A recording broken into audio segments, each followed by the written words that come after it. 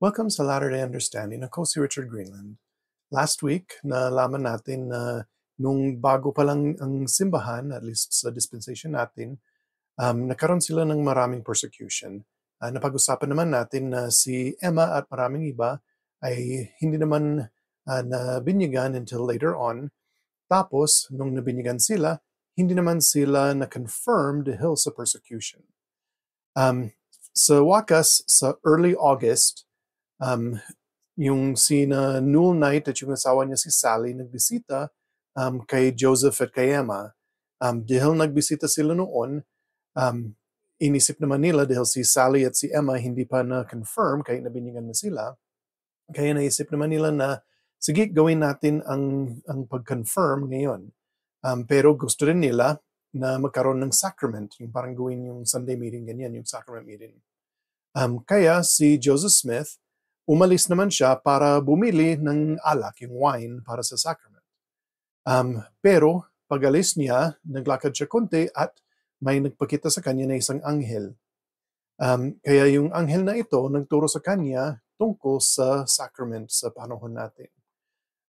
So, basahin natin sa Doctrine and Covenants section 27, verse 2.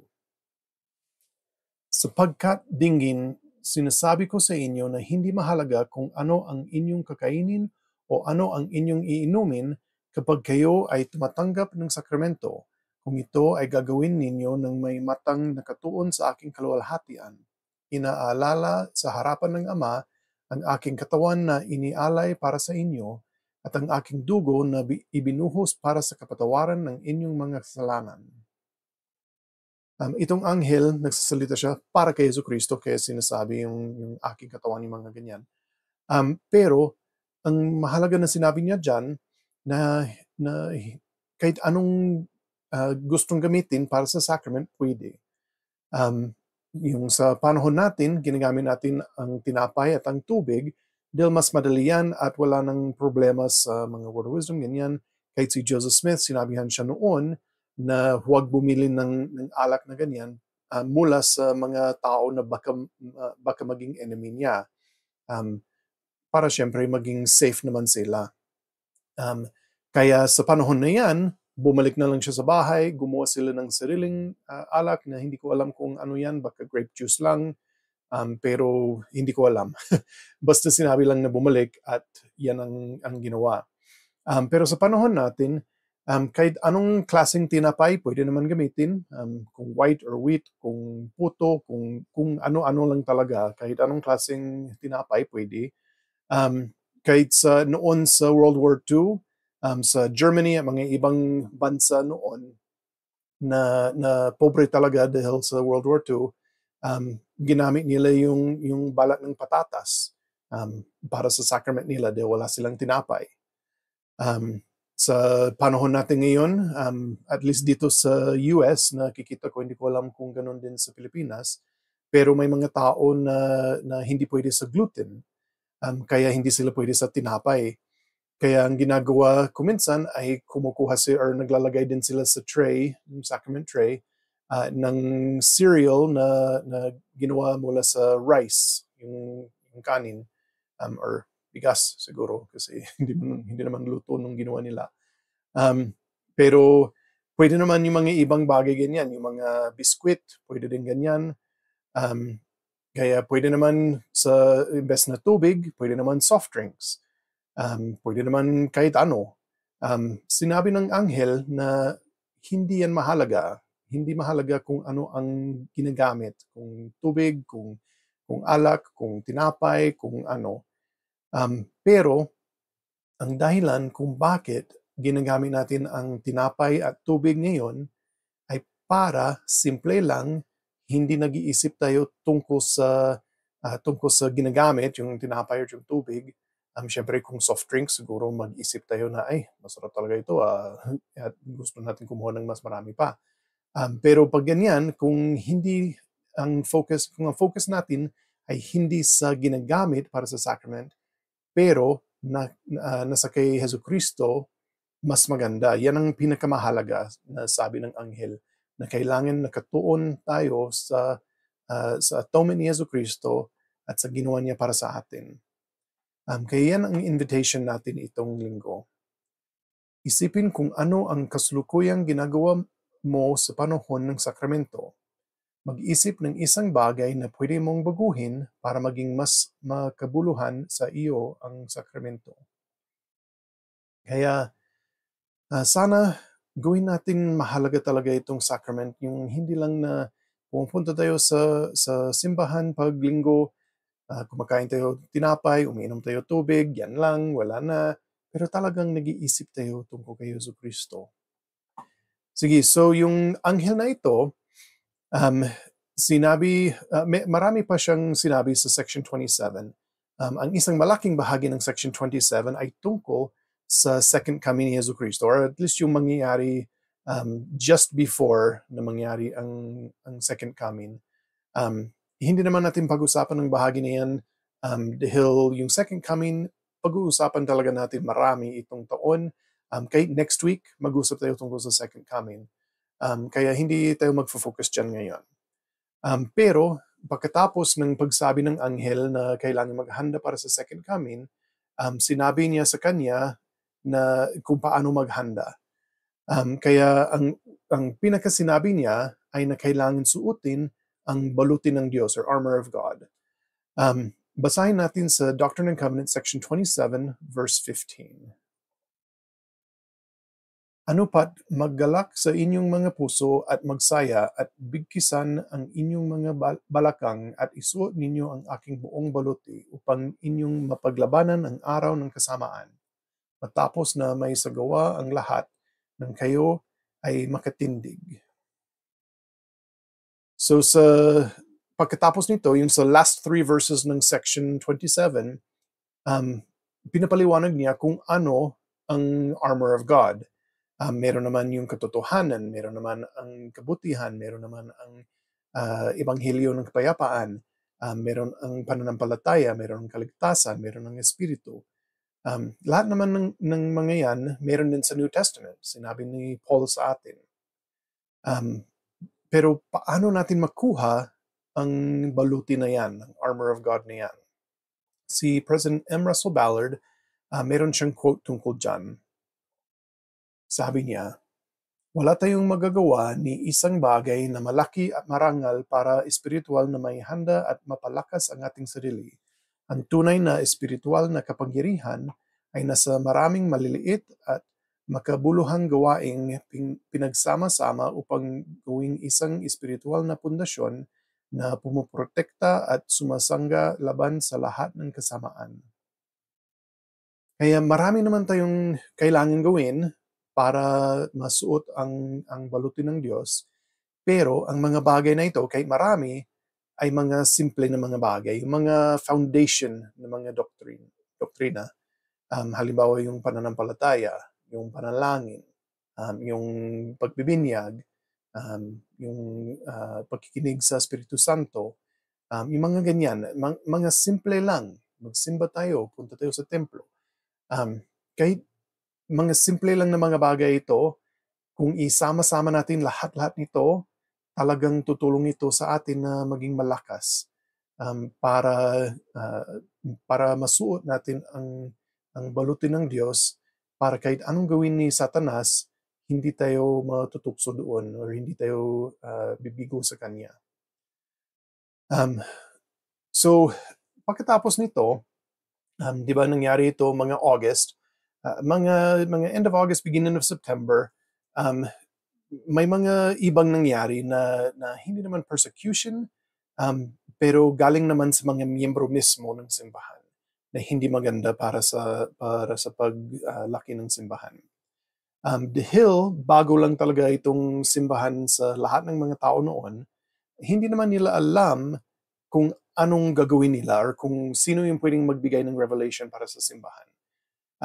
Ang karamihan ng mga miyembro, yung mga bagong miyembro noon, ay galing sa Congregationalists, isang Protestant na religion na popular noon. Maraming ganyan noon sa area na yan, yung New York and Pennsylvania. Kaya itong mga Congregationalist, naniniwala sila na siyempre dapat sundin ang Biblia, pero kahit sino sa kanila pwede din makatanggap ng revelation para sa buong simbahan. Tapos, gawin nila. Pero kung may mag-disagree, magboto sila, tapos piliin kung sino yung mas maraming votes. Kaya iniisip naman nila, na yung mga bagong miyembro ng simbahan noon, na siguro ganyan din dito kasi wala silang problema sa bagong revelation. Alam nila si Joseph Smith, may mga revelation. Kaya sa panahon na ito, si Hiram Page, isa siya sa 8 witnesses ng Aklat ni Mormon. Mabuting tao siya, pero meron siyang seer stone, yung parang medyo pareho sa bato na ginamit ni Joseph Smith noon sa pag-translate sa Aklat ni Mormon. Gusto naman niyang tulungan ang simbahan at akala niya may kapangyarihan siya sa seer stone niya para makatanggap siya ng revelation para sa buong simbahan. Kaya nag-umpisa na siya na makatanggap or na tumanggap ng revelation. Sabi niya na may nakasulat sa stone, tapos sasabihin niya, isusulat niya, tapos mawawala yan sa stone, may iba na pupunta doon sa stone. Pero sa panahon na ito, sinabi niya ang mga revelation na ito sa mga ibang tao at marami sa mga bagong miyembro ay naniwala sa kanya. Pati na rin si Oliver Cowdery, naniwala din siya doon. Si Joseph Smith, alam niya na hindi ito tama, mas lalo dahil ang mga ibang sinasabi ni Hiram Page na galing sa Revelations ay laban sa mga sinasabi ni Joseph Smith, yung mga natanggap na ni Joseph Smith na revelation. Ganon din kahit yung sa New Testament, laban yung mga revelation ni Hiram Page sa mga turo sa New Testament. Kaya alam ni Joseph Smith hindi ito tama, pero hindi naman niya alam kung anong dapat niyang gawin dahil inisip niya kung tumatanggap naman siya revelation, sino ako na sasabihin ko na hindi yan pwede. Dahil syempre si Joseph Smith tumatanggap din siya ng revelation. Kaya nagdasal naman siya tungkol dito. At ilang araw talaga siya nagdasal para malaman kung anong dapat gawin. Pero sa wakas, sinagot siya ng Diyos at binigay ang revelation na ngayon ay Doctrine and Covenants section 28. Binigay ito sa pamamagitan ni Joseph Smith kay Oliver Cowdery. Dahil si Oliver Cowdery, isa yan sa mga naniwala kay Hiram Page. So basahin natin sa Doctrine and Covenants section 28, verse 2. Subalit dingin katotohanan sinasabi ko sa iyo, walang sinuman ang itatalagang tatanggap ng mga kautusan at paghahayag sa simahang ito maliban sa aking tagapaglingkod na si Joseph Smith Jr. sapagkat tinatanggap niya ang mga iyon maging katulad ni Moises.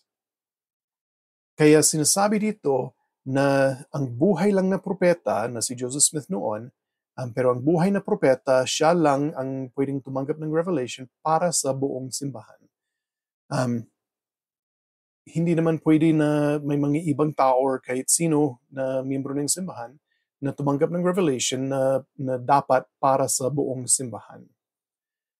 Si Oliver Cowdery, sinabihan din siya na pwede siyang tumanggap ng revelation para sa sarili niya or para sa pagtuturo niya, pero hindi pwede para sa buong simbahan na gawin parang commandment or mga batas ng simbahan.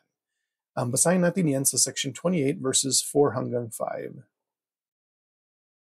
At kung ikaw ay aakayin sa anumang oras ng mang-aaliw na magsalita o magturo o sa lahat ng oras bilang kautusan sa simbahan, maaari mong gawin ito. Subalit, huwag kang susula bilang kautusan, kundi ng may karunungan. Kaya para sa atin din, sa panahon natin, pwede tayong tumanggap ng revelation para sa sarili natin. Walang problema yan, dapat hinahanap natin yan. Kahit araw-araw may revelation tayo, maganda yan. Pero yan ay para sa sarili natin o para sa pamilya natin, kung mga magulang tayo, o para sa tungkulin natin. Halimbawa yung mga bishop, kailangan nilang revelation para sa buong ward. Yung sa primary teacher, halimbawa, pwede magkaroon ng revelation para sa mga estudyante niya, at least sa pagtuturo sa kanila. Ang magulang ng mga estudyante niya ang dapat para sa mga pambuhay na mga bagay.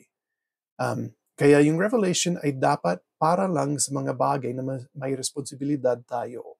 Sarili natin, pamilya natin, calling natin, ganyan. Pero para sa buong simbahan, kailangan talaga ang propeta, ang propeta lang, ang buhay na propeta ngayon, ay pwedeng makatanggap ng revelation para sa buong simbahan. Um, yung mga binigay na revelation kay Hiram Page ay binigay ni Satanas. Um, yan ang gustong gawin ni Satanas. Gusto niya na malito tayo, gusto niya na isipin natin na katotohanan ng isang bagay na hindi totoo. Kaya ginawa niya yan kay Hiram Page, ginagawa din niya yan sa atin.